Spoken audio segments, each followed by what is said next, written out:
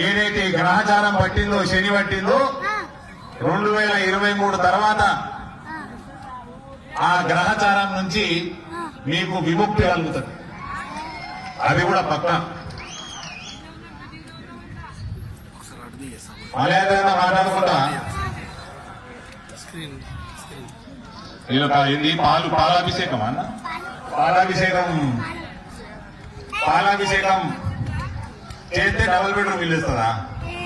బాబా మీ TRS కార్యకర్తలు అమాయకులు ఉన్నట్టు ఇక్కడ వాళ్ళకి కేసీఆర్ ఇంకా రీడ్ చేసినట్టు లేదు.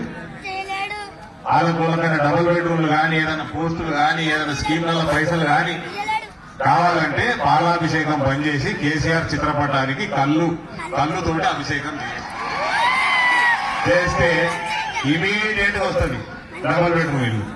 అంతేనా? పక్క మాటిస్తున్నా?